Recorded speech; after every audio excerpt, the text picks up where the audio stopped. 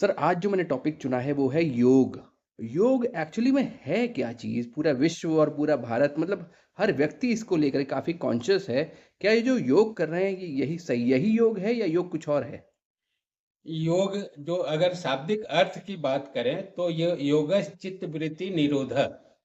चित्त की वृत्तियों का निरोध जिससे हम कर पाए वो योग है। और योग एक्चुअली क्या है कि यूनिवर्स से जुड़ना। अच्छा, योग का मतलब जुड़ना, योग होना। योग होना। ओके, सो ये जो हम लोग योग करते हैं योगा डे पे या अदरवाइज़ भी ये जो योग हम लोग कर रहे हैं, क्या यही योग का तरीका है या कुछ और? नहीं योग का तरीका, देखो तरीका क्या है कि अगर हम आयुर्वेद की तरफ से बात करूं तो आयुर्वेद में एक धर्म अर्थ काम मोक्ष करके एक वो पुरुषार्थ चतुष्टय की बात आई है। उस पुरुषार्थ चतुष्टय में जब हम मोक्ष की बात करते हैं, मोक्ष का मतलब होता है अपुनर्भव। मतलब हमारी अगर मृत्यु होती है तो हम फिर से जन्म ना लें, इसके बचाव के लिए पुरुषार्थ चतुष्टय का एक जो चौथी स्टेज है वो ये है मोक्ष। जब मोक्ष मिल जाता है मुक्ति हो जाती है। मुक्ति को मोक्ष कहते हैं। मतलब हम आप ये क्या है, ये धर्मस्थली कर्मस्थली, हम ये जब पृथ्वी पर आए हैं तो हमको ये यहाँ पर आकर के कुछ कार्य करने हैं। तो उस कार्य में धर्म और अर्थ काम और मोक्ष। अब अगर हम सिंपल भाषा में समझाएं तो धर्म जो है वो ड्यूटी है आपकी। धर्म ये नहीं है कि हिंदू मुस्लिम सिख ईसाई ये धर्म है, ये धर्म नहीं है। धर्म ये है कि बाप का बेटे के प्रति क्या कर्तव्य है, या बेटा का माँ और पिताजी से क्या कर्तव्य है, ये धर्म है।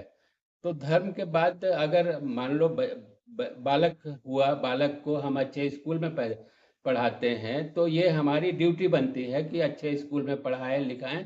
जब वो अच्छा पढ़ लिख जा रहा है उसके बाद क्या है कि उसको नौकरी चाहिए, अर्थ चाहिए।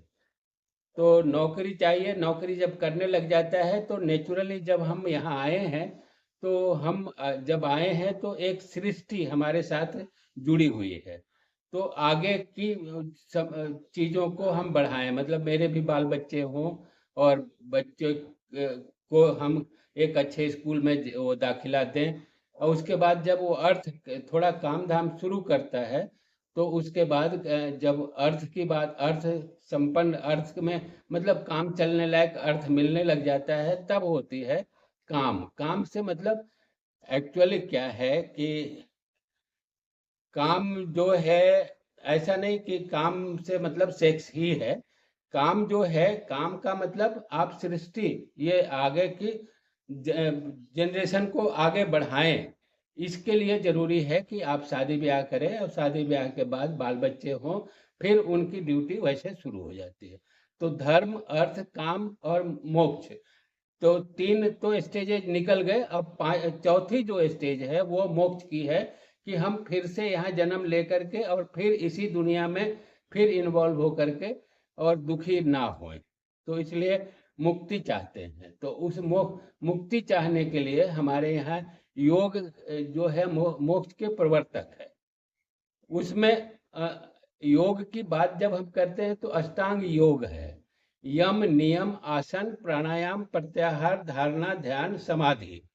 तो जब समाधि तक हम जब पहुंच जाते हैं तो बहुत सारी चीजें हमारे हमसे मतलब हम इस धरती से या इस मोह माया से दूर हो जाते हैं।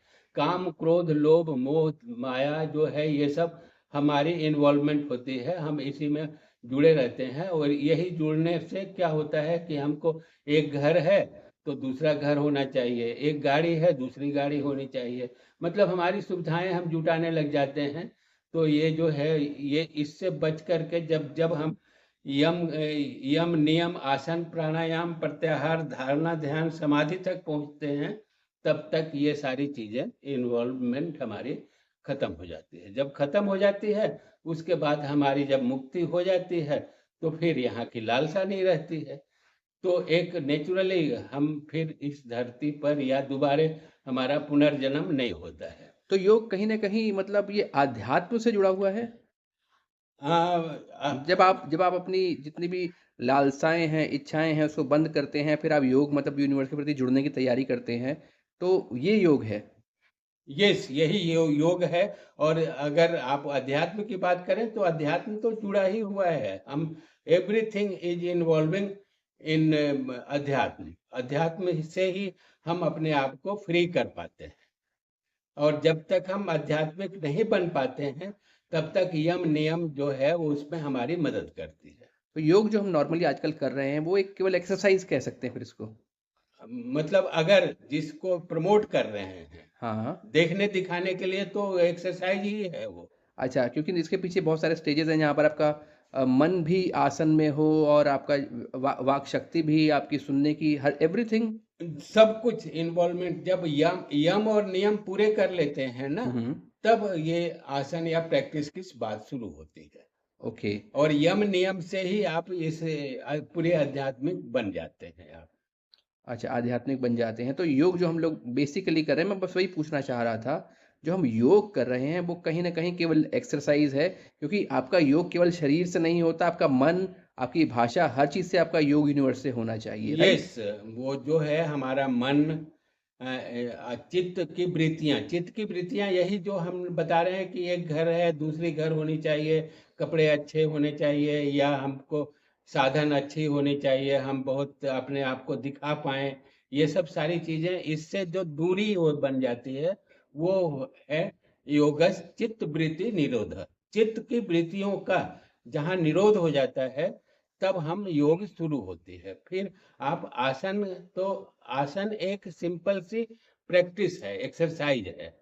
उसको अगर उसके बाद भी वो धारणा ध्यान समाधि जो है,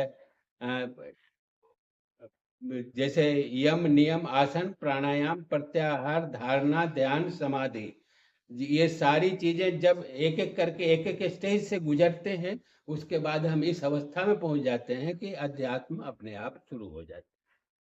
ओके, तो और ये जो हम योग करने बैठते हैं, एक बड़ा बड़ा सवाल है, ये पूरे योग की डेफ़िनेशन का कौन से नंबर का स्टेज है ये? मतलब पहला स्टेज है या 7th स्टेज है, 6th स्टेज है, 8th स्टेज है, क्या स्टेज जब है? जो हम आज जो योगा प्रैक्टिस की बात अगर करें, तो यम नियम आसन, ये आसन जो है वो थर्ड स्टेज है। जो हम लोग कर उससे रहे हैं। उससे पहले यम और नियम होना चाहिए। यम और नियम से क्या मतलब एग्ज़ैक्टली क्या मतलब हुआ? यम से मतलब क्या हुआ?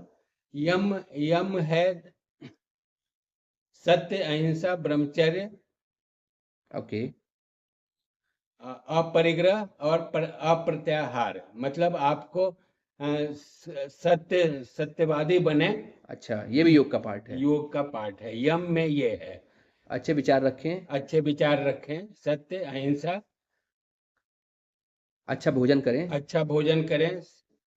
ओके, उसके बाद है नियम। नियम, नियम नियम। में है शौच, संतोष, तप, स्वाध्याय और ईश्वर प्रणिधान।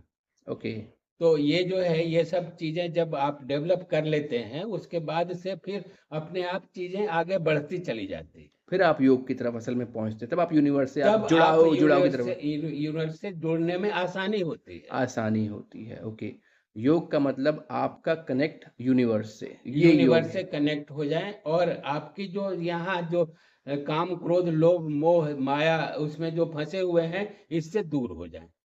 और उसमें यम और नियम बहुत बड़ा रोल प्ले तो करते यम और नियम बहुत मेजर रोल है। यम से मतलब ये हुआ कि आपके अंदर से मधुर वाणी निकले, आप भोजन तरीके से करें, आप अहिंसा को अपनाएं, और जो हैं। नियम है, सत्य अहिंसा ब्रह्मचर्य। तो यम और नियम हो गए। तो आयुर्वेद के हिसाब से योग ये नहीं है जो हो रहा है।